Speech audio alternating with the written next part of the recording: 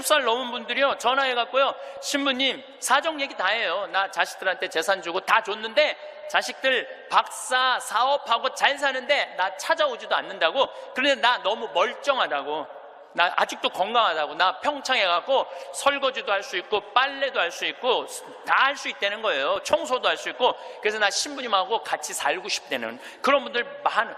요즘 나하고 살자는 여자가 너무 많아.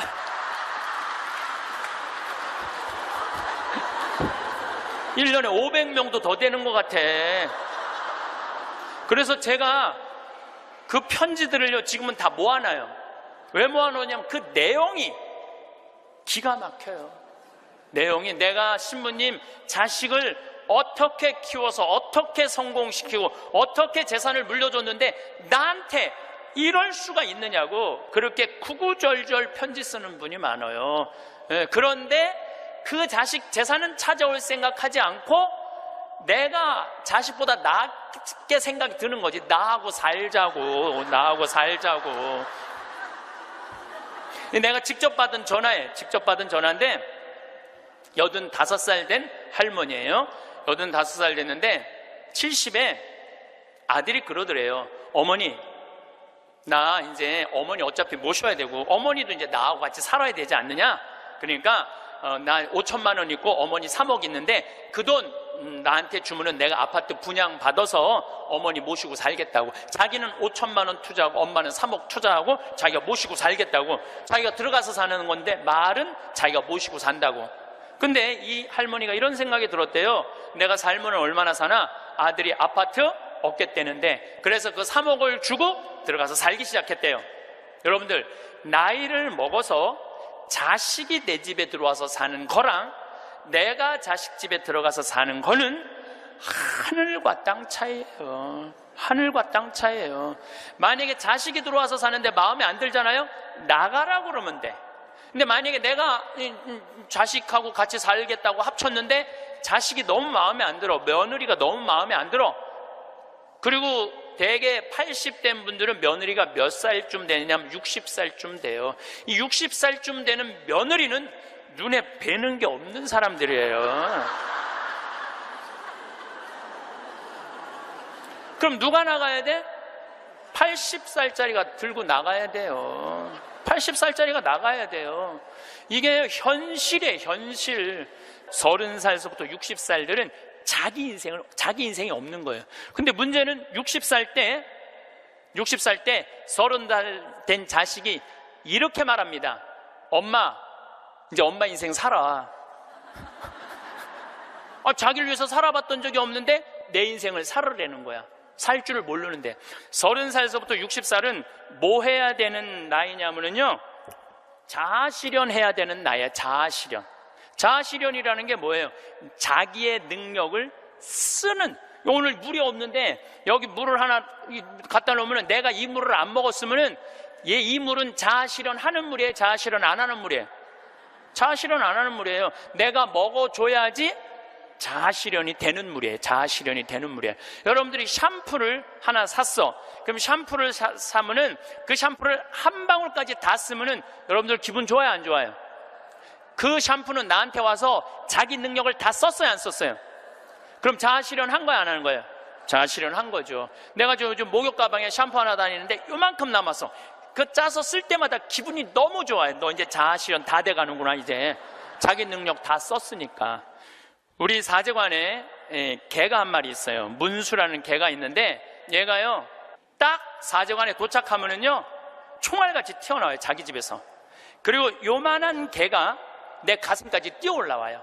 그리고 놀라운 거는요, 얘가 사제관에 신부들이 오면 안 물고 안 짖어요. 근데 여자들만 오면은 잡아 먹을 듯이 짖어요, 진짜로. 그리고 막 엉덩이고 허벅지고 다 깨물어요. 얘 자아실현 하는 게 자아실현 안 하는 게예요. 자아실현 하는 게예요. 근데 우리나라 30살서부터 60살 된 많은 분들은 자기 능력을 안 써요. 자기 능력을 안 쓰고 자식만을 위해서 살아요. 근데 60살서부터 엄마 인생을 살려고 그러면은 자기 능력이 뭔지를 모르는데 그러니까 사는 게 재미가 하나도 없는 거야. 사는 게. 인생은요, 재미있어야 돼. 의미가 있어야 돼. 이 두 가지가 같이 가야 돼.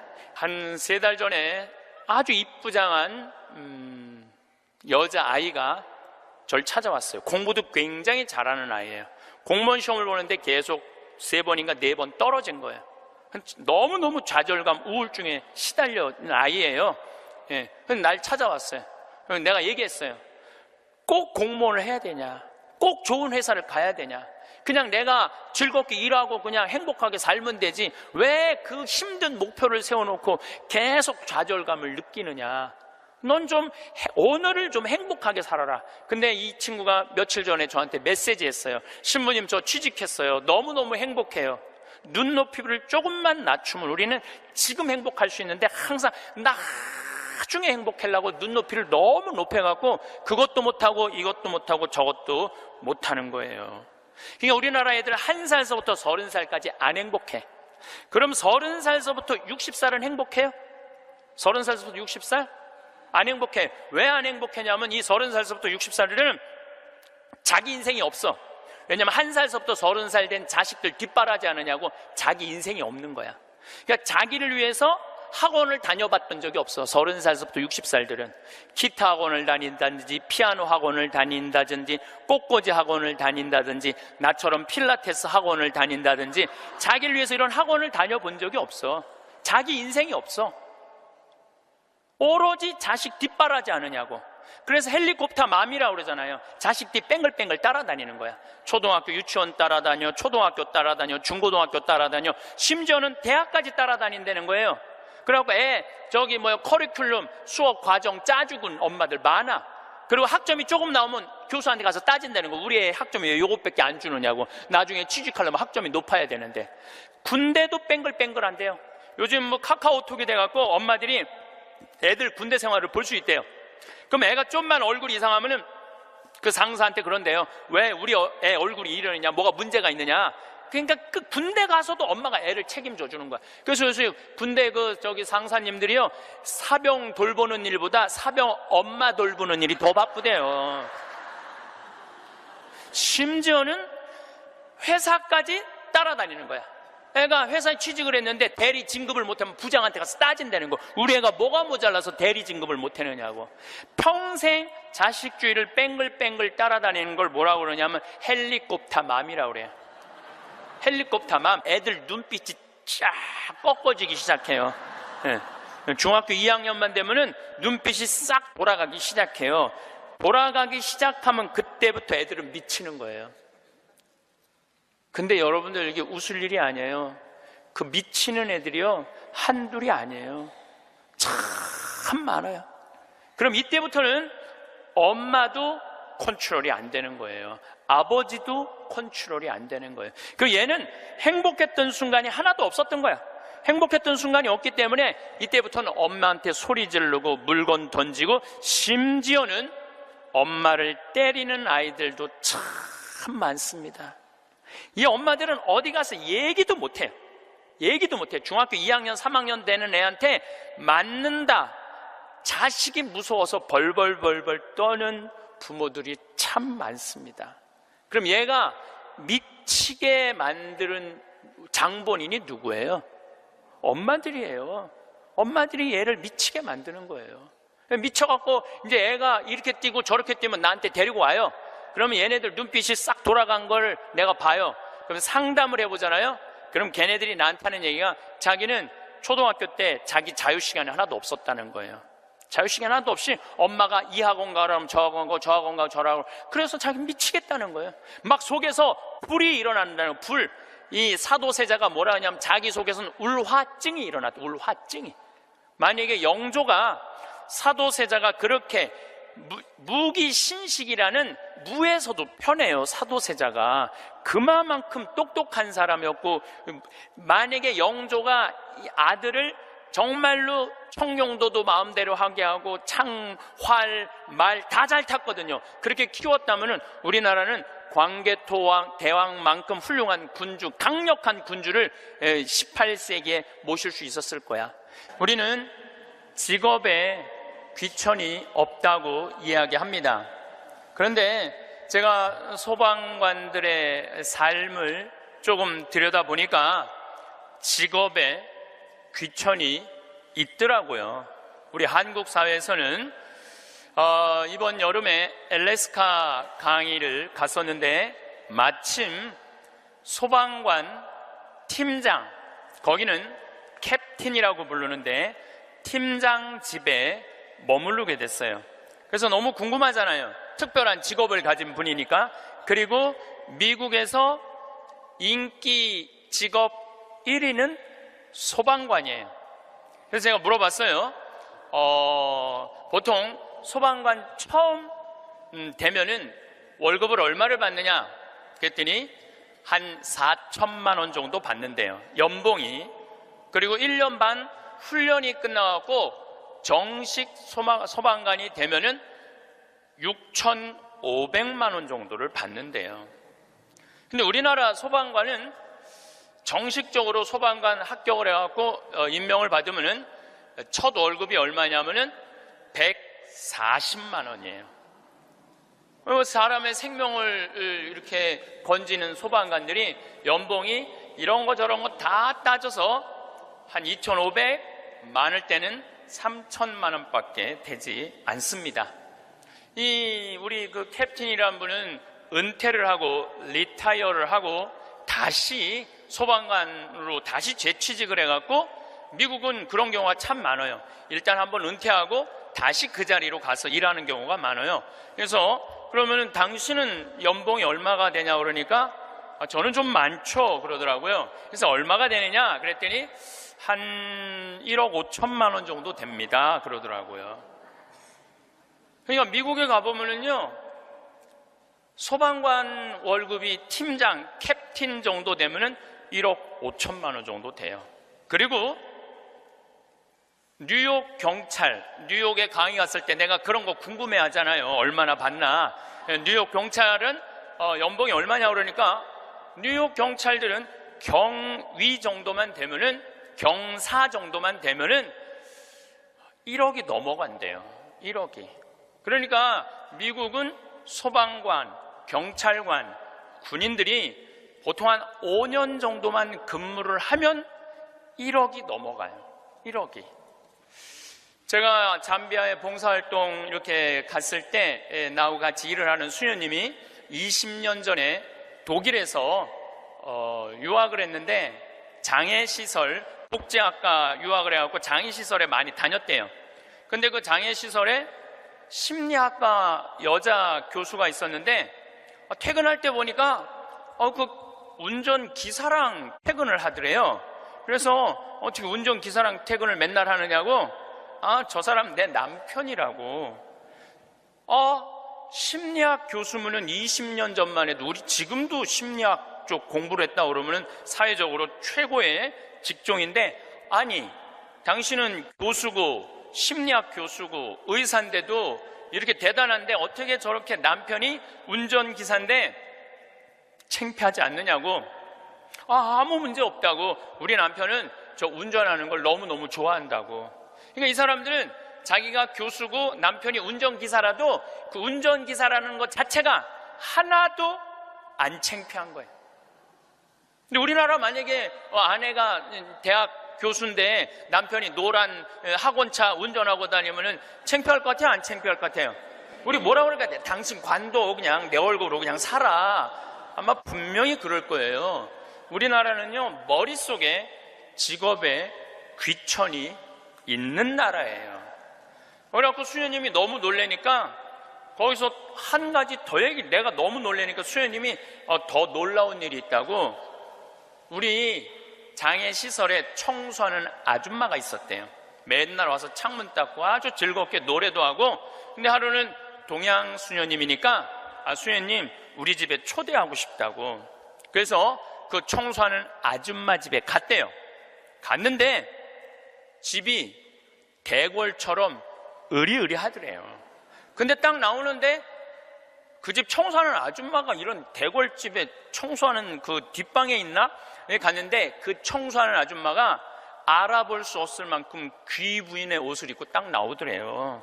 스님 너무 놀래갖고 어떻게 된 거냐고 그랬더니 나는 사실은 내 남편이 철도 청장이라고, 이 독일의 철도 청장인데 나는 청소하는 게 너무너무 즐거워서 내가 청소하러 가는 거라고. 그러니까 자기 남편이 철도 청장이라도 자기가 청소하는 게 하나도 안 창피한 거예요. 우리나라 지금 철도 청장 부인이 지금 무슨 동방자애 학교 가갖고 청소하고 앉아있다고 그러면 그 월급 다 받는데, 그래갖고 그 월급 받아갖고 그 부인은 어떻게 하느냐 하면은 기부를 한대, 도네이션을 한대요. 자기 너무너무 즐겁다고. 그러니까 직업에 귀천이 없어요. 우리 알래스카에서 내가 한 일주일 동안 그 집에서 지냈는데, 이 캡틴은 요트가 있어요. 집에 요트, 그리고 그 캠핑카 있죠. 차 안에 침대도 있고 음식도 해 먹을 수 있는 캠핑카도 있고.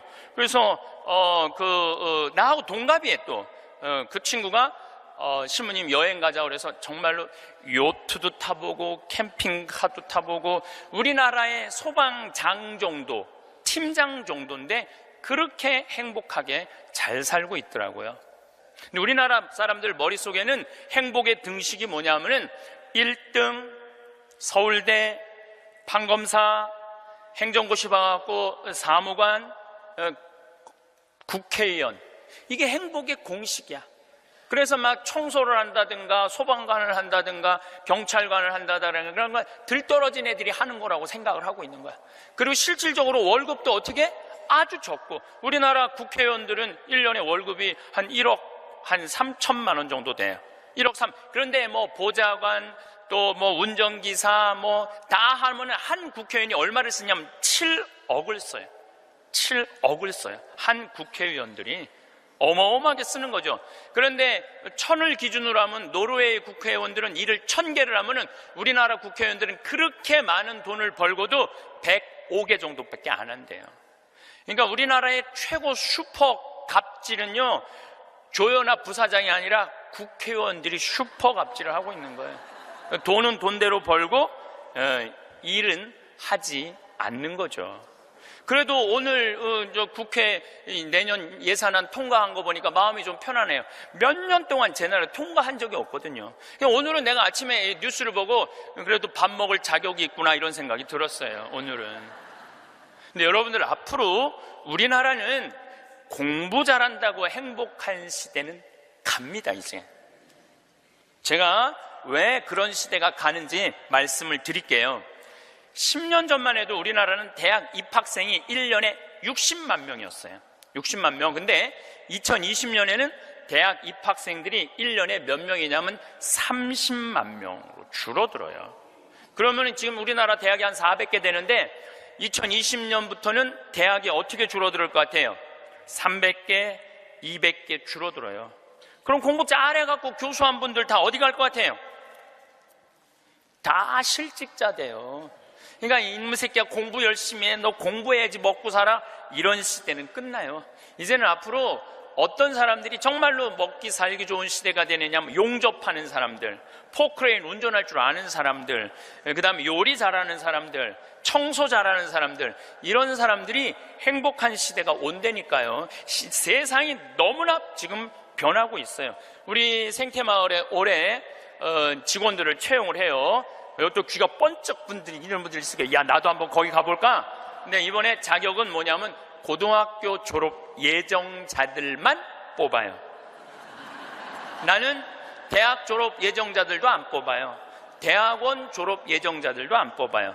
혹여 가끔 대학 졸업한 사람들, 대학원 다니는 사람들 뽑아요. 우리도 뽑는데 월급은 고등학교 졸업한 사람이나 대학 졸업한 사람이나 대학원 졸업한 사람이나 우리 생태마을 첫 월급은 똑같이 200만 원이에요. 고등학교 졸업해도 직원으로 되면 무조건 200만 원이에요. 아니 생각을 해봐요. 아니 매주 띄우는데 뭐하러 대학원 자격증이 필요해? 아니 배추 심는데 뭐하러 대학 졸업한 사람이 필요해요? 우리 생태마을에 필요한 사람은 어떤 사람이 필요하냐 하면 성실한 사람, 성격 좋은 사람, 이런 사람이 필요해요. 그리고 뭐 우리 생태마을에 지금 다녀간 사람이 100명도 넘죠. 우리 직원이 지금 한 40명 되니까 많이 바뀌어요. 근데 남아있는 사람이 어떤 사람이 남아있느냐면은 가정환경 행복했던 사람, 성실한 사람, 이런 사람들이 남아있어요. 가정환경 불행했던 사람, 어린 시절을 힘들게 지냈던 사람은요, 많이 견뎌야 6개월이에요.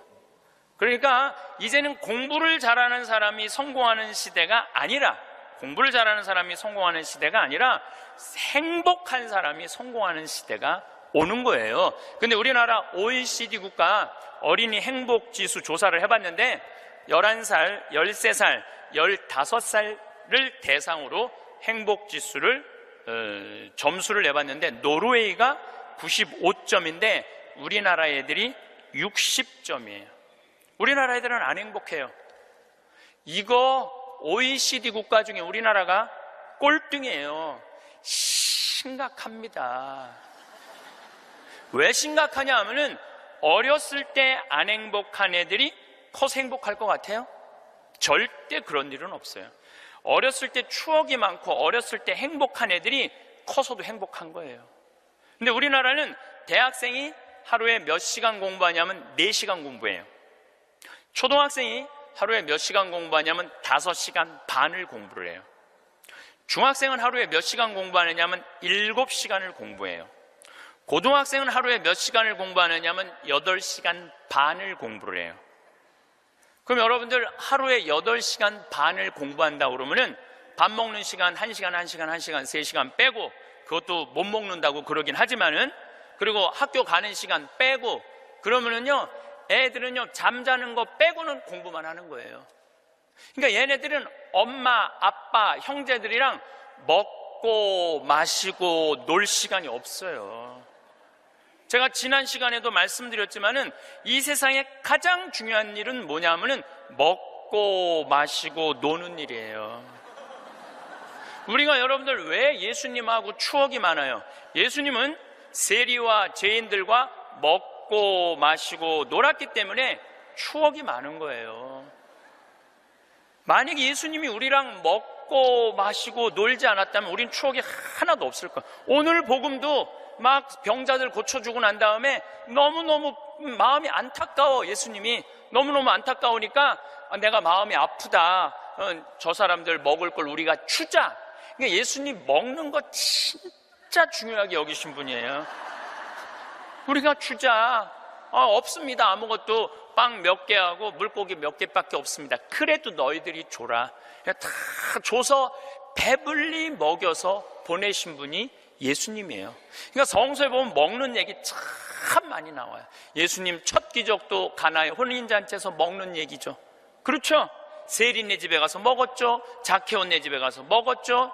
사마리아 여인하고는 우물가에서 물 먹으면서 얘기했죠. 그러니까 먹고 마시고 노는 일은 참으로 중요한 일이에요. 그럴 때 추억이 많은 거예요. 근데 우리나라 초등학교, 중고등학교 아이들은 엄마 아빠랑 먹고 마시고 놀 일이 없어요. 그러니까 커서도 엄마 아빠하고 추억이 하나도 없는 거예요. 행복했던 순간도 없고. 미국 애들은, 초등학교 애들이, 우리나라 애들은 5시간 반 공부하는데 미국 애들은 초등학교 애들이 하루에 몇 시간 공부하느냐면 2시간 반 공부해요. 그러니까 이거는 공부하는 흉내만 내는 거야. 그 얘네들은 계속 먹고 마시고 노는 거예요. 계속. 제가 미국 강의를 가보면은요, 얘네들이 하는 거는 정말로 먹고 마시고 노는 일이에요. 유럽, 북유럽 애들은 말할 것도 없고 학교 가서도 계속 놀아요. 우리처럼 학원 가고 영어, 수학 막 계속 글쓰기, 웅변 그런 거를 하는 게 아니라니까요. 그런데 놀랍게도 핀란드 고등학생은 하루에 4시간 공부하는데 우리나라 애들은 하루에 8시간 반을 공부를 해요. 그런데 수학 점수가 핀란드 애들은 544점이고 우리나라 애들은 542점이에요. 4시간 공부하는 애들하고 8시간 반 공부하는 애들하고 수학 시험을 보는데 누가 더 잘 보느냐면은 핀란드 애들이 훨씬 잘 본다는 거예요. 이게 무슨 얘기냐면 여러분들이 자녀들 학원 보내는 거 다 쓸데없는 데다 보내고 있는 거예요. 그 시간에 애들이 학원 가서 뭐 할 것 같아요? 휴대폰 갖고요, 게임하고 친구들하고 노는 거예요. 그 시간에 애들 학원 가 있다고 여러분들이 그걸 교육이라고 생각하는 이 대한민국이 불행한 거죠. 그 시간에 엄마 아빠랑 맛있는 음식 만들어 먹고 손잡고 소풍 다니고 눈 바라보고 같이 놀았다면은 걔네들은 건강하게 살았을 거예요. 근데 엄마 아빠하고 그랬던 적이 하나도 없어. 여러분들 사람이 커서요, 어렸을 때 가장 기억에 많이 남는 게 뭔지 아세요? 엄마가 맛있는 음식 해줬던 거. 이게 가장 기억에 많이 남는데요. 그리고 가장 행복했던 순간이 뭔지 아세요? 엄마가 맛있는 거 해준 거 너무 맛있게 먹은 거. 그게 가장 행복한 순간이래요. 근데 우리나라 대한민국의 청소년들은 엄마가 맛있는 거 해준 거 먹은 기억이 없어요. 학교 다니느냐고. 그러니까 애들이 행복하지 않은 거죠. 애들은 그냥 서울대학 가야 되니까 경쟁을 해야 돼. 서울대학 가야 돼. 놀 시간이 어딨어.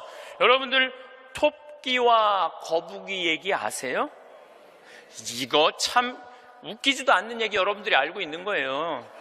왜냐하면 토끼하고 거북이하고 시합을 했는데 어떻게 거북이가 이겨요? 말도 안 되잖아요.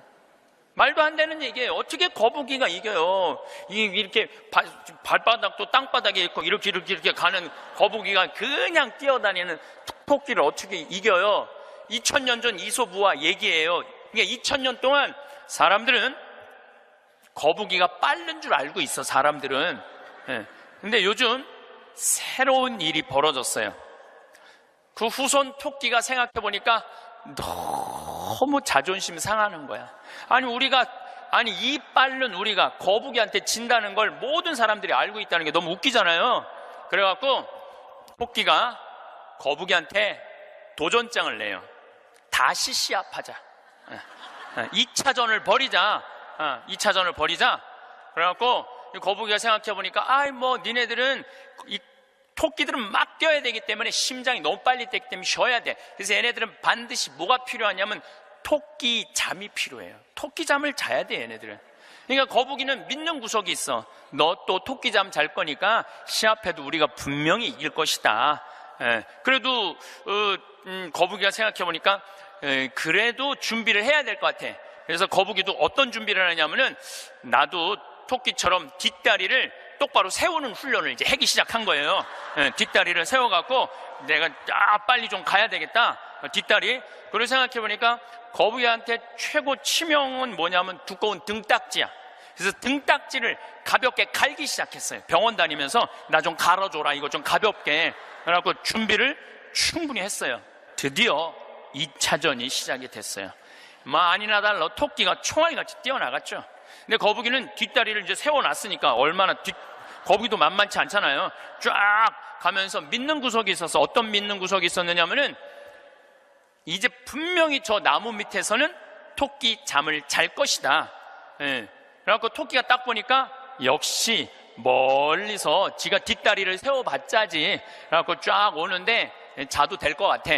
딱 잠을 자면서 내가 1시간만 자야지, 2시간 잘 거, 1시간만 자야지. 그런데 이제 거북이는 지나갔어. 지나가면서 네가 그러면 그렇지, 네가 토끼 잠을 자야지.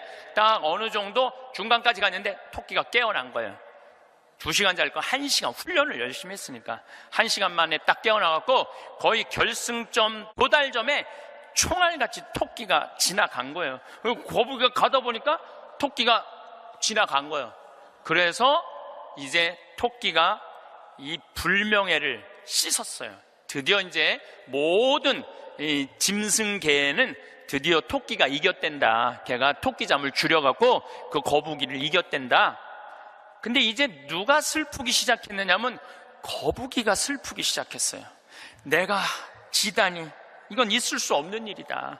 내가 2000년 동안 거북이의 그 성실성 하나로 거북이가 토끼를 이겼다고 모든 세상에 다 알고 있는데 내가 이게 지다니, 이건 있을 수 없는 일이다. 절치부심한 거북이가 다시 토끼한테 도전장을 냈어요. 한 번 더 붙자. 3세판이다. 3세판. 한 번 더 붙자. 토끼가 그래? 그러면은 귀양 내가 명예를 씻으려면 완전히 씻어야 되니까 한 번 더 붙자. 이번에 거북이는 아무리 생각해도 뒷다리 갖고는 안 될 것 같아. 앞다리까지 세우는 훈련을 한 거야. 이거를 이렇게 똑바로 세우는 훈련을 한 거야. 그래갖고 정말 피나는 훈련을 해갖고 근육을 다 세웠어요. 그리고 생각해보니까 이 등딱지는 갈아서 될 게 아닌 것 같아.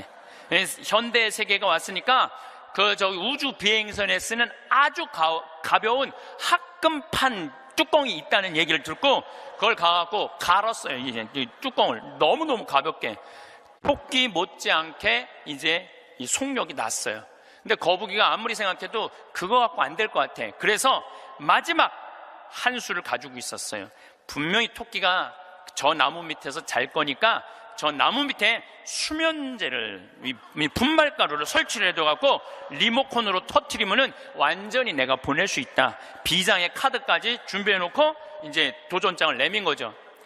토끼는 아무리 생각해도 이번에 지면은 이 다시는 회복할 수 없을 것 같아요. 그래갖고 토끼는 어떤 훈련을 했느냐 하면은, 어떤 훈련을 했냐면 토끼잠을 안 자고 목표 지점까지 가는 훈련을 했어요. 토끼잠을 안 자고.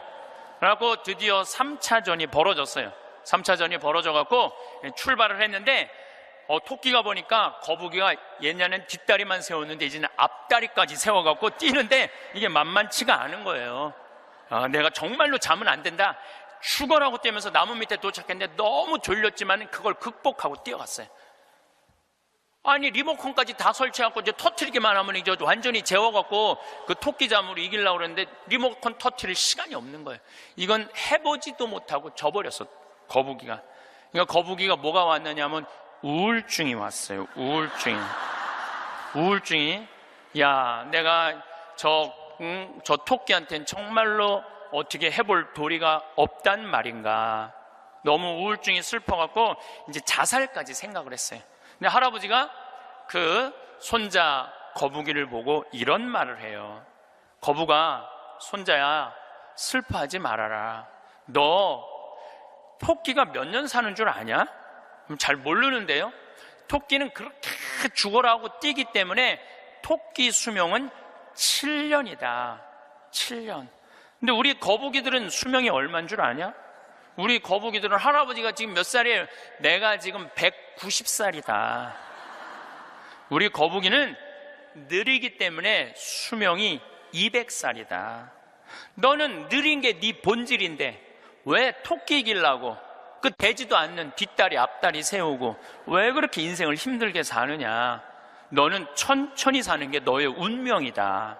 그 생각을 해보니까 가만히 생각해 되지도 않는 시합을 2000년 동안 한 자기 거북이하고 토끼, 그게 웃긴 거예요. 그래서 이 거북이는 천천히 다니고 자기의 그 본성에 따라 사니까 사는 게 너무너무 즐거워요. 그러니까 느린 게 빠른 것보다 훨씬 좋구나. 빠르면 7년밖에 못 사는데 느리니까 200년을 사니까 아무리 토끼가 빠르면 왜 빨리 죽는데. 그런데 지금 대한민국은 우리 자녀들을 거북이로 안 키우고 뭘로 키우냐면 토끼로 키우고 있어요. 토끼로. 7년밖에 안 살릴 생각을 하고 토끼로 키우고 있어요. 그렇게 가장 큰 희생자가 된 사람이 누구냐면은 사도세자예요. 여러분도 사도세자 얘기 알죠? 네. 사도세자가 언제 죽었느냐면 1762년 이모년에 5월 13일 날 뒤주에 들어가고 5월 22일 날 죽었어요. 8일 동안 있다가. 그런데 이 사도세자는 아버지가 영조인데 아버지의 첫째 아들이 효장세자가 있었는데 9살에 죽어요. 9살에 죽다가 40이 넘어서 아들 하나를 얻어요. 이게 바로 이선. 정조는 이산. 정조의 아버지인 사도세자의 진짜 이름은 이선이에요. 사도세자는 죽고 난 다음에 영조가 불러준 이름은 슬픔을 생각해라. 생각살자 슬플도자. 그래갖고 사도세자고 진짜 이름은 이선이에요. 그러니까 40이 넘어서 아들을 하나 얻었으니까 효장세자가 죽고 난 다음에 너무너무 슬펐는데 이 영조는 이 아들이 너무너무 귀했던 거야. 그래갖고 2살에 사도세자 책봉을 해요. 근데 얘가 얼마나 똑똑했느냐 하면은 2살 때 왕자라는 한자를 보고 아버지가 이게 무슨 자냐? 그러면 아버지를 가르쳤어요. 이게 아버지 자다. 왕자를 보고. 세자짜리를 보고 이거는 무슨 자냐? 이건 나다. 2살짜리가 5살 때 효경을 줄줄줄줄 외워요. 영조라는 임금은 공부하기 너무너무 좋아했던 임금이거든요. 그러니까 이게 진짜 똑똑한 놈 만들어 보겠다고, 똑똑한 놈 만들어 보겠다고 선생을 몇 명을 들이냐면 20명을 들여요. 그래갖고 아침, 점심, 저녁으로 가르치는 거야. 계속 가르치는 거야. 그리고 이제 시험을 아버지가 나와서 보는 거예요. 너 사서삼경에 이게 무슨 뜻이냐? 그러면 20명이 둘러있고 5살, 6살짜리가 까먹을 수도 있잖아요. 그러면 대답을 못하면은요, 영조가 눈을 부라리면서 이놈 그것도 모르느냐고. 근데 세자는 때릴 수가 없었어요. 누구를 때리냐면 세자를 업고 다니는 내시를 때리는 거예요. 대신 맞는 거예요. 그러니까 여러분도 어린아이가 생각을 해봐요. 내가 문제 하나 못 맞히면은 저 내시들이 두들겨 맞으니 얼마나 이 스트레스를 많이 받아요. 그런데 7살, 10살 때는 칼싸움 하는 거 좋아하잖아요. 저도 어렸을 때 맨날 산에 가고 나무 잘라갖고 맨날 칼싸움 해갖고 여기 맨날 여기 찢어지고 그랬던 기억나요. 이 선은 상궁들하고 칼싸움을 해요. 그걸 본 영조는요, 이 상궁들을 때려 죽여요. 때려 죽여요, 그냥.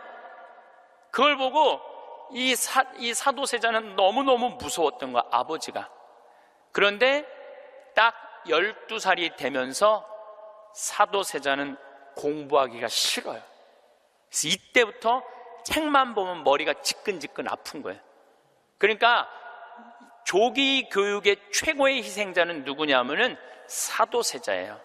그러니까 아버지는 공부를 가르치는데 아들은 공부하기가 싫은 거야. 그리고 얘가 키가 엄청나게 커요. 사도세자가 세자 그래갖고 나만큼 조그만 줄 아는데 키가 1m 막 80대고 청룡도를 휘두를 정도로 힘이 좋았다는 거. 관우가 청룡도를 휘두르고 그랬다는 거예요. 말도 잘 타고 화살도 잘 쏘고. 근데 아버지는 그게 너무너무 싫었던 거야, 그렇게 하는 게. 그래서 아버지하고 점점 갈등을 일으키면서 광증에 시달려요. 미쳐갖고 나중에는 마지막에 자기가 데리고 있었던 시종들 100명을 죽여요. 마음에 안 들면 칼로 쳐 죽이는 거예요. 나중에 무당하고도 살고 비구니 스님하고도 살고, 도저히 아버지가 컨트롤할 수 없을 정도로.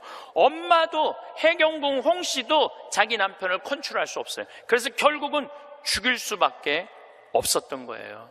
이게 사도세자의 슬픔이에요. 이게 조기교육의 희생자예요. 조기교육의 희생자. 그런데 이 사도세자도 내가 보기엔 딱 7년 만에 돌은 거야. 토끼처럼 7년 만에 돌은 거예요. 근데 여러분들도 초등학교 1학년 때부터 애들 어떻게 해요? 영조가 20명 선생 된 거나 여러분들이 학원 애들 10개, 12개 보내는 거나 다를 바 하나도 없어요. 애들 미치게 만드는 거예요. 그러면은 언제까지가 애들이 엄마가 시키는 대로 따라하느냐면 중학교 1학년 때까지는 딱 시켜요. 해요. 근데 딱 그 7년이 지나고 나면 애들 눈빛이 쫙 꺾어지기 시작해요. 네. 중학교 2학년만 되면은 눈빛이 싹 돌아가기 시작해요. 돌아가기 시작하면 그때부터 애들은 미치는 거예요. 사도세자가 죽고 난 다음에 정조가 임금이 됐잖아요. 권력 기반이 취약했어요. 그 다음에 정조가 1800년에 죽고 순조, 헌종, 철종, 고종 다 7살, 10살, 18살, 17살짜리들이 왕 되면서 조선은 끝난 거예요. 여러분들도 지금 가만히 생각해봐요. 지금 내가 하나, 둘 가지고 있는 애 공부 그렇게 시켜갖고 미쳤어.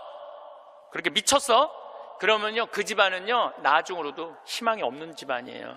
그리고 참 고치기 힘든 병이 뭔지 아세요? 정신병이에요. 제가 수많은 사람들을 만나면서, 수많은 아이들을 만나면서 가장 고치기 힘든 병이 정신병이에요. 우울증이라든가 조울증이라든가 이렇게 걸린 사람들은 평생 병원에 들락날락하고 평생 약 먹다가 결국은 그렇게 죽는 거예요.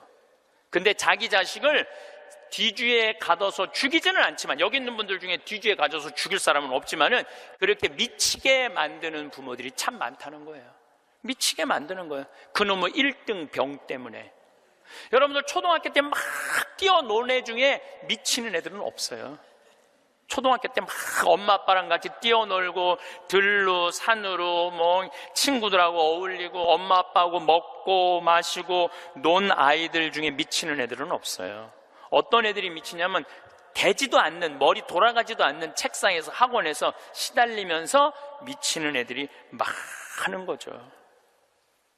거북이가 등딱지 학금으로 바꾸듯이 자식 영어 발음 좋게 한다고 혀 이렇게 늘리는 수술하고 초등학생들한테 10개씩 학원 다니게 하는 일이 자식 미치게 만드는 일이에요. 이렇게 얘기해요. 엄마, 나 왜 이렇게 공부해야 돼? 너 1살서부터 30살 때까지 열심히 공부해서 나중에 행복하게 하려고 그래. 나중에 행복한 건 없어요. 행복하려면 언제 행복해야 돼? 지금 행복해야 돼요. 지금 행복하지 않는 애는 나중에도 안 행복해요. 여러분들도 마찬가지입니다. 많은 분들이 나는 이제 아파트도 사놓고 애들 결혼도 시켜놓고 내가 이제 60살서부터 나중에 행복해야지. 그런 분은요, 떨커덕 오늘 아침에도 내가 나오면서 암 걸린 분 안수기도를 해주고 나왔는데 내 손에서 안 나와도 안수를 받고 싶다 그래서 내가 해주고 왔어요. 내 손에서 안 나와도 안수를 받고 싶다 그래서 해주고 나왔는데 자매님 보니까 굉장히 건강한데 무슨 암 말기래요. 대개 우리는요, 나중은 안 기다려요. 그러니까 행복하려면 언제 행복해야 돼? 지금 행복해야 돼. 지금 맛있는 거 사 먹으려면 언제 사 먹어? 지금 사 먹어야 돼. 나중에 사 먹지 말고. 경치 좋은 데 가려면 언제 가야 돼? 지금 가야 돼. 지금. 나중에 가지 말고. 근데 우리는 애들한테 이렇게 얘기한단 말이에요. 너 1살서부터 30살 때까지 고생해야지 나중에 행복하다는 거. 이제는 1살서부터 30살까지 공부 죽어라 해도 행복한 시대는 갔어요. 이제 교수 돼도요, 일자리 치열합니다. 지금 변호사들, 노는 변호사들 수두룩하게 많습니다. 이제는 머리로 사는 애들이 행복한 세상이 오는 게 아니라 몸으로 사는 애들이 행복한 세상이 다가오고 있어요. 나는 어제도 우리 직원이 저녁에 이제 대전에서 강의 끝나고 들어갔는데 고등학교 졸업하고 군대 갔다 와서 대학교 다니다 때려치고 우리 집에 왔어요. 내가 이렇게 물어봤어요. 이리 와봐라, 너. 오늘 이 강의 준비하면서 네가 지금 대학교 4년을 다녔으면 얼마를 대학에다가 쏟아 넣을 것 같아? 1억 쏟아 넣는데. 1억 쏟아 넣지? 근데 너 이제 대학 안 다니니까 1억은 이제 모아놓은 거 아니야? 그럼 그 1억 너한테 안 쏟아 놓으면 엄마는 그 돈 갖고 뭐 할 것 같아? 엄마는 노후대책연금 붓겠죠. 그래, 엄마는 노후대책연금 붓고 너는 1억 저축하고 벌써 니네 집은 2억 벌은 집이다.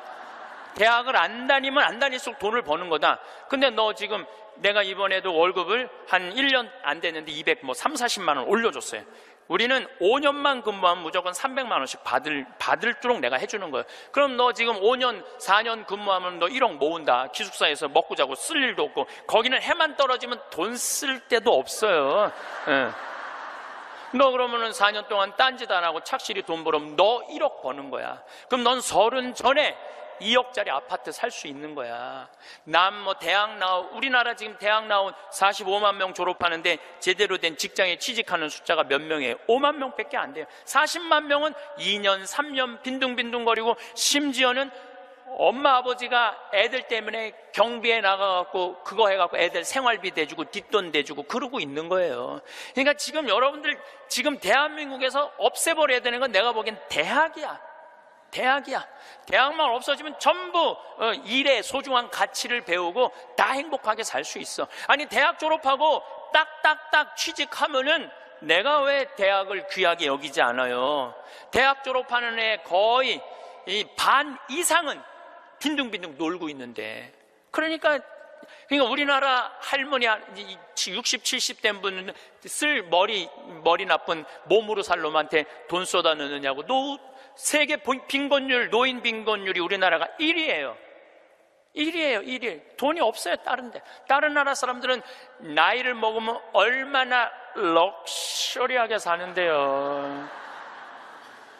놀지도 못하고 죽어라 30살까지 나중에 행복하려고 공부했는데 취직 안 되면 그 허탈감, 좌절, 이거는 어른들은 상상할 수 없을 만큼 힘든 거예요. 상상할 수 없을 만큼. 또 아버지들은 요즘은 많이 줄어들었지만 한동안은 기러기 아버지가 40만 명까지 있었어요. 40만 명 기러기 아버지가. 이 기러기 아버지들은요, 자식들을 한 달에 부인 것까지 하려면 700에서 1000만 원을 보내줘야 돼. 그러면은 보통 10년 정도 가 있으면요, 이 기러기 아버지는 10년 동안 인생이 하나도 없는 거예요. 자식도 없고 아내도 없고 돈도 없는데 뭐 돈만 버는 기계로 사는 거야. 그러니까 자기 인생을 못 사는 거. 30살서부터 60살들은 자기 인생이 없는 거예요. 근데 문제는 60살 때 30살 된 자식이 이렇게 말합니다. 엄마, 이제 엄마 인생 살아. 자기를 위해서 살아봤던 적이 없는데 내 인생을 살으라는 거야. 살 줄을 모르는데. 30살서부터 60살은 뭐 해야 되는 나이냐면요, 자아실현해야 되는 나이야. 자아실현이라는 게 뭐예요? 자기의 능력을 쓰는. 오늘 물이 없는데 여기 물을 하나 갖다 놓으면 내가 이 물을 안 먹었으면 이 물은 자아실현하는 물이에요? 자아실현 안 하는 물이에요? 자아실현 안 하는 물이에요. 내가 먹어줘야지 자아실현이 되는 물이에요. 자아실현이 되는 물이에요. 여러분들이 샴푸를 하나 샀어. 그럼 샴푸를 사면은 그 샴푸를 한 방울까지 다 쓰면은 여러분들 기분 좋아요, 안 좋아요? 그 샴푸는 나한테 와서 자기 능력을 다 썼어요, 안 썼어요? 그럼 자아실현 한 거야, 안 하는 거예요? 자아실현 한 거죠. 내가 요즘 목욕 가방에 샴푸 하나 다니는데 요만큼 남았어. 그 짜서 쓸 때마다 기분이 너무 좋아요. 너 이제 자아실현 다 돼가는구나. 이제 자기 능력 다 썼으니까. 우리 사제관에 개가 한 마리 있어요. 문수라는 개가 있는데 얘가요, 딱 사제관에 도착하면은요, 총알같이 튀어나와요, 자기 집에서. 그리고 요만한 개가 내 가슴까지 뛰어 올라와요. 그리고 놀라운 거는요, 얘가 사제관에 신부들이 오면 안 물고 안 짖어요. 근데 여자들만 오면은 잡아 먹을 듯이 짖어요, 진짜로.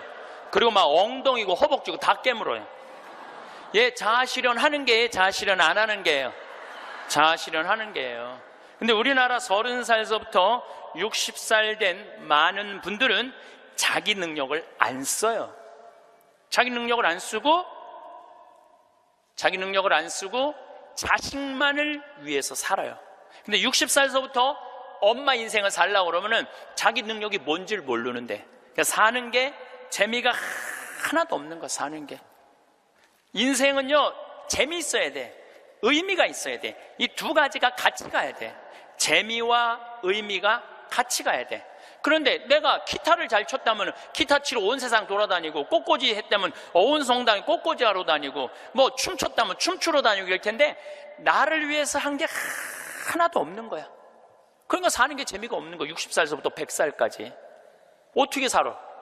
그러니까 우리는 1살서부터 30살도 안 행복하고 30살서부터 60살도 안 행복한 거예요. 이 기도는 동아일보에 어느 95살 되신 분의 회한을 적은 내용입니다. 어느 95세의 어른의 수기. 나는 젊었을 때 정말 열심히 일했습니다. 그 결과 나는 실력을 인정받았고 존경을 받았습니다. 그 덕에 65세 때 당당한 은퇴를 할 수 있었죠. 그런 내가 30년 후인 95살 생일 때 얼마나 후회의 눈물을 흘렸는지 모릅니다. 내 65년의 생애는 자랑스럽고 떳떳했지만 이후 30년의 삶은 부끄럽고 후회되고 비통한 삶이었습니다. 나는 퇴직 후 이제 다 살았다.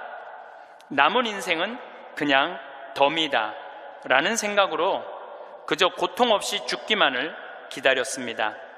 덧없고 희망이 없는 삶, 그런 삶을 무려 30년이나 살았습니다. 30년의 시간은 지금 내 나이 95세로 보면 3분의 1에 해당하는 기나긴 시간입니다.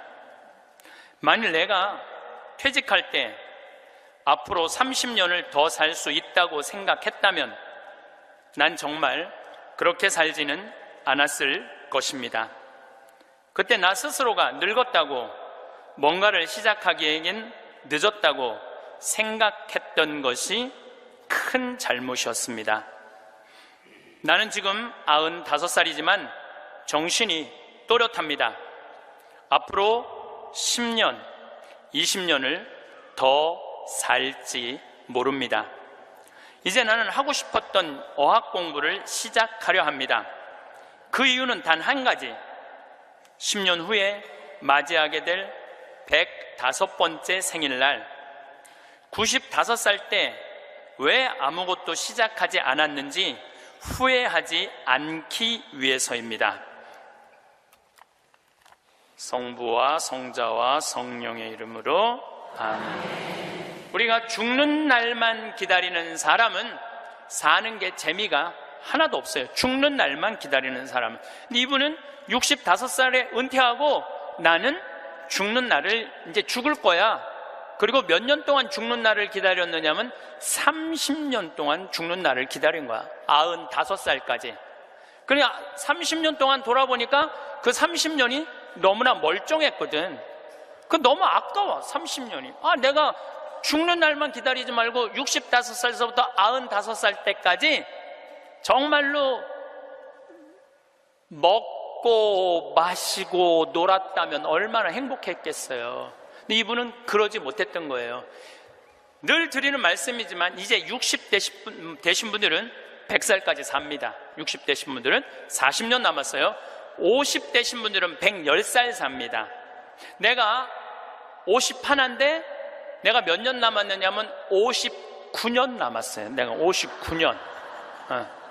이제까지 산 것도 아니에요. 40살들은 120살까지 살 겁니다. 그제 여러분들 먹는 당뇨병 안에, 그 약 안에 기가 막힌 좋은 물질이 있대요. 당뇨병 안에. 그래서 그 약을 잘만 이제 컨트롤하면, 그 약을 잘 먹으면 120살까지 사는데 별 문제가 없다는 거예요. 러시아에서는 노화 물질을 느리게 하는 약을 개발해낸 거예요. 그래서 이 약을 먹으면 70살이 돼도 안 늙는 거야. 70살이 돼도 20살 같이 몸매가 좋고 피부도 좋다는 거예요. 이제 이 약을 먹기 시작하면은, 제가 아까 말씀드렸듯이 세상은 완전히 새로운 세상이 펼쳐지고 있는 거예요. 그래서 미래 학자들이 앞으로는 애를 몇 살에 낳는 게 가장 합리적이냐 하면은 70살에 낳는 게 가장 합리적이라는 거예요. 70살에 애를 낳는 게. 그런데 저는 여기에 전적으로 동의합니다. 여기 지금 7, 80 되신 분들 다 20살에 시집 가셔서 애 낳고 살았을 거예요. 그럼 생각을 해봐요. 20살에 애 낳고 행복한 거냐? 애 한 살 때 행복하고 그 다음부터 자식 때문에 평생 속 새까맣게 끓고 사는 거예요. 여기 있는 분들 말을 안 해서 그렇지 얘기해보면은요, 지금 평생 자식 때문에 속 썩고 사는 분들 많을 거예요. 생각을 해봐요. 내가 100살까지 살면은 20살부터 100살까지 80년 동안 자식 때문에 속 썩고 사는 게 나아요? 아니면은 늙음하게 70에 나가고 한 30년 보다가 죽는 게 나아요? 어느 게 나아요? 어느 게 나아요? 늙음하게 자식 보다가 죽는 게 훨씬 나은 거예요. 저는 그래서 70에 애 낳는 게 좋다고 생각이 들어요. 70에 애 낳는 게. 4년 전에 우리나라가 100살 이상이 1,800명이었어요. 여자가 1,700명, 남자가 100명이에요. 100명. 여자들이요, 안 죽어요. 여자들이 이상하게. 그런데 작년에 우리나라가 100살 이상이 몇 명이냐면은 15,000명이에요. 15,000명. 이제는 제가 보기엔 총알같이 이제 100살 이상이 50만 명, 100만 명 시대도 온다는 거예요. 100살 이상이. 근데 80살까지는 괜찮아요. 오래는 데도 있고 갈 때도 있고. 근데 80살이 넘으면은 갈 때도 없고 올 때도 없어요. 80살이 넘으면은. 그러니까 80살 넘는 분들 대부분은 어떻게 사느냐 하면은 뒷방에 앉아갖고 하루 종일 앉아있는 거야. 뒷방에 앉아갖고. 그럼 뒷방에 하루 종일 앉아있는 분들 웃을 것 같아? 안 웃을 것 같아? 안 웃어요. 웃을 일이 있어요. 혼자 하하하 하고 뭐 방에서 뭐하고 그렇게 웃어요? 안 웃어요. 그러니까 하루 종일 한 번도 안 웃는 건 문제도 아니야. 일주일 내내 한 번도 안 웃어. 일주일 내내 한 번도 안 웃는 건 문제도 아니야. 80살에서부터 90살까지 10년 동안 한 번도 안 웃고 사는 할머니들 많아요. 그런 할머니들은 90살 때 보면 얼굴이 어떤 줄 알아요? 이러고 산다니까. 그러면은 80살 넘어서서 웃고 살려면 어떻게 해야 되느냐? 해만 뜨면 집을 나가야 돼요. 해만 뜨면 집을 나가야 돼요. 해만 뜨면 집을 나가서 경복궁을 가든 덕수궁을 가든 창덕궁을 가든 온양온천을 가든 파리를 가든 뉴욕을 가든 어디야 이 이스라엘을 가든 돌아다녀야 돼요. 이렇게 돌아다닐 수 있을 때까지 돌아다니는 할머니들은 죽을 때 어떻게 죽는지 알아요? 지쳐서 죽는다니까. 지쳐서. 95살 때쯤에 나는 힘들어서 도저히 못 살겠다, 나는 이제 죽어야 되겠다 라고 지쳐서 죽는다니까. 죽을 땐 지쳐서 죽어야 돼요. 근데 어떤 분이 자기도 미치냐면 자식도 미치게 하는 분이 어떤 분이냐면은 80살에서부터 90살까지 돈 쓰는 거 무서워갖고 한 번도 바깥에 안 나가는 사람들. 이런 사람들은 10년 동안 안 움직이면요 허벅지에 뼈밖에 없어요. 근육이 하나도 없어요. 이분들은 90살에 할 수 있는 일은 딱 한 가지예요. 누워서 똥오줌 싸는 거예요. 90살에 똥오줌을 싸기 시작하면요 삶의 질은 완전히 바닥으로 떨어지는 거예요. 싸는 본인도 힘들고 치는 자식들도 힘든 거예요. 생각을 해봐요. 여러분들 90살이 싸는 똥이랑 1살이 싸는 똥이 같아? 이건 달라요. 1살이 싸는 똥은 향이라도 나지. 향이라도 나요. 90살이 싸는 똥은 서로 못 견디는 거예요. 여러분들이 자식한테 줄 수 있는 최고의 선물은 뭔 줄 아세요? 내 발로 마지막까지 화장실 가 주는 게 자식한테 줄 수 있는 마지막 선물이에요. 그러려면 어떻게 해야 돼? 나가야 돼. 무조건 돌아다녀야 돼요. 무슨 돈으로? 집 잡혀서 돌아다녀요. 집 잡혀서 돌아다니세요. 자식한테 물려줄 생각하지 말고. 여러분들이 만약에 70살에 다 살았다고 생각하고 자식들한테 재산을 물려주는 순간 여러분들은 자식 잃어버리고 재산 잃어버리고 인생 잃어버리는 거예요. 여러분들 70살에 자식들한테 재산 주면은 자식이 계속 찾아오고 용돈 주고 찾아와요? 안 찾아와요? 용돈도 안 주고요 찾아오지도 않아요. 그래서 이번 10월 2일 날 노인의 날 무슨 법이 발효가 됐느냐면 불효자 방지법이 발의가 됐어요. 내가 직접 받은 전화인데 85살 된 할머니예요.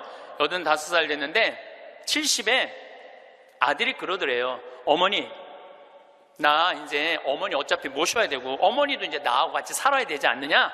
그러니까 나 5천만 원 있고 어머니 3억 있는데 그 돈 나한테 주면은 내가 아파트 분양 받아서 어머니 모시고 살겠다고. 자기는 5천만 원 투자하고 엄마는 3억 투자하고 자기가 모시고 살겠다고. 자기가 들어가서 사는 건데 말은 자기가 모시고 산다고. 근데 이 할머니가 이런 생각이 들었대요. 내가 살면 얼마나 사나? 아들이 아파트 얻겠다는데 그래서 그 3억을 주고 들어가서 살기 시작했대요.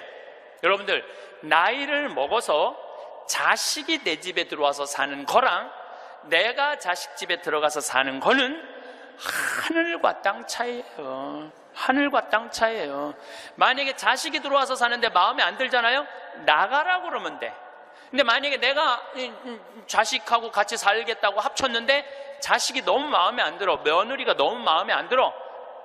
그리고 대개 80된 분들은 며느리가 몇 살쯤 되느냐면 60살쯤 돼요. 이 60살쯤 되는 며느리는 눈에 뵈는 게 없는 사람들이에요. 그럼 누가 나가야 돼? 80살짜리가 들고 나가야 돼요. 80살짜리가 나가야 돼요. 이게 현실이에요, 현실. 제가 며칠 전에도 들은 얘기예요. 6억을 들고 할머니가 아들 집으로 들어갔대요. 아들 집으로 6억을 들고 들어가든 60억을 들고 들어가든 그건 아무 상관이 없어요. 자식 집에 들어가서 사느냐 안 사느냐, 그게 중요한 거예요. 그런데 6억을 들고 들어갔는데 냉장고에 있는 사과도 마음대로 못 먹겠더라는 거예요. 왜냐하면 이거 혹시 며느리가 손자 주려고 갖다 놓은 거 아닌가. 그래서 전화를 했는데요. 얘야, 나 이거 먹어도 되느냐고. 왜 그러고 사느냐 이거예요. 그냥 혼자 편안하게 6억짜리면은 3억짜리 아파트 가고 3억은 은행에다 넣어놓고 한 달에 100만 원만 써도 30년을 먹고 살 수 있는데 왜 그렇게 사느냐 이거예요. 그리고 이제 여러분들의 인생의 주인공은 누구냐면 여러분들이에요.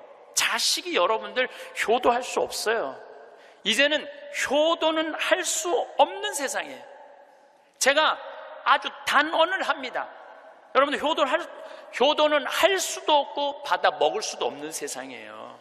생각을 해봐요. 여러분들 110살까지 산다고 생각을 해봐. 110살 먹은 엄마가 90살 먹은 아들한테 전화해갖고 얘야, 너 왜 나 요즘 안 찾아와? 그러면은 90살 먹은 아들이 당황스러울 거예요. 엄마 아직도 안 죽은 건가? 죽었는지 안 죽었는지 지금 헷갈리는데, 가끔씩 엄마가 전화해갖고 너 왜 나 안 찾아오냐면 아들이 90살 먹은 아들이 당황스러울 것 같아요? 안 당황스러울 것 같아요? 살았는지 죽었는지도 몰라요. 90살 된 아들은. 막말로 여기 계신 분들 지금 8, 90 된 어머니 하루에 몇 번 생각해요? 떨어져 살면은 일주일에 한 번도 생각 안 할 때도 많을 거예요. 일주일에 한 번도. 근데 엄마는 오직 자식만 생각하는 거야. 왜? 자기 인생을 살 줄 몰라서 그러는 거예요. 자아실현이 뭔지 몰라서 그런 거예요. 자아실현. 자기 인생을 산 사람은 자식이 있든 없든, 자식이 찾아오든 안 찾아오든 아무 상관없이 자기 인생을 살아요. 근데 자기의 삶이 없는 사람은 오로지 자식만 쳐다보고 110살 때도 90살 먹은 아들한테 너 왜 나 안 찾아와? 나 너밖에 없는데. 그럼 아들이 엄마가 지금 죽었다가 살아난 건지 살았다가 죽은 건지 이거 헷갈린다니까요, 아들이. 이제는 효도는 없는 시대, 효도는 없는 시대예요. 그러니까 이제 85 된 분이 70살 때 들어가서 아들하고 살기 시작했대요. 근데 75이 돼도 안 죽고 80이 돼도 안 죽더래. 근데 나이를 먹으면 먹을수록 여러분들 돈이 더 필요해요. 돈이 더 필요해. 나이를 먹으면 먹을수록. 그래갖고 83살에 아들한테 500만 원만 달라고 그랬대요. 왜냐하면 3억을 줬으니까 500만 원을 달라고 그럴 자격이 있는 거죠. 근데 그때부터 아들이 2년 동안 말을 안 하더래요. 저는 아들 편이에요. 생각을 해봐요, 여러분들. 이 아들은 엄마하고만 살아요? 60살 된 며느리하고 사는 거예요. 며느리가, 아내가 맨날 뭐라고 그럴 것 같아? 나 저 시어머니하고 사는 거 지겨워. 당신 택해. 엄마야, 나야. 맨날 그래도 모시고 살아야지 어떻게 해? 지금 어머니 어딜 가라고 그런다고 맨날 이렇게 달래는 와중에 그런 상황도 모르고 500만 원 내놓으라 그러니까 이 아들이 엄마 쳐다보기가 싫은 거예요. 2년 동안 말을 안 하더래. 2년 동안. 여러분들 한 집에 사는데 아들이 2년 동안 나 사람 취급 안 하고 말 안 하면 그 집에서 살고 싶겠어요? 살고 싶지 않죠. 그러니까 나이를 먹으면 또 어떤 문제가 있냐면 안 보이죠? 안 들리죠? 기억력 까무락까무락거리죠? 여기 아프죠? 저기 아프죠? 그러면 그 입에서 나 행복하다, 나 기쁘다 이런 말 나올 것 같아요? 아이고 지겨워, 아이고 사는 거 힘들어 죽겠어, 차라리 죽는 게 나, 맨날 이 말 할 것 같아요. 좋은 소리도 여러 번 들으면 짜증나는데 지겹다, 죽겠다, 섭섭하다는 소리 10년 이상 들으면요 정말로 죽고 싶을 만큼 힘든 거예요. 그러니까 2년 동안 말 안 하는 거야. 이 할머니도 그 집에서 사는 게 너무 자존심이 상하는 거야. 그러니까 나한테 전화해갖고 신부님 생태마을 방 하나 달래는 거야. 와서 살겠다는 거야. 나 아직도 건강하다 이거예요. 85살이 그것도 알몸으로 와서 나하고 산다는 거야. 알몸으로. 아니 내가 20살이 나하고 와서 산다고 그래도 살까 말까 고민을 지금 해야 될 판국인데 85이 아들한테 3억 다 주고 나한테 와서 알몸으로 살겠다고. 할머니, 우리 생태마을은 피정집입니다. 그래서 할머니 드릴 방이 없습니다. 아니, 내가 그 방 많은 거 아는데 왜 방이요? 그 많은 방이 비느냐 이거예요. 내놓으라는 거예요. 아니, 할머니 죄송하다고, 우리는 피정집이라 내년 지금 10월 달까지 지금 실질적으로 거의 예약이 끝났어요. 할머니 드릴 방이 없어. 죄송해요. 그러니까 아니, 방송 보면 우리 노인들 마음을 가장 잘하는 분이 신부님인데 막상 통화해 보니까 보는 거하고 다르다 이거예요. 방송 보는 거하고. 그러면서 이 할머니가 마지막 전화기를 내려놓으면서 나한테 한 방을 먹이더라고. 뭐라고 그러냐면은, 전화 막상 해보니까 신부님이나 내 아들이나 다를 바 하나도 없다고, 똑같다고 전화 끊는 거예요.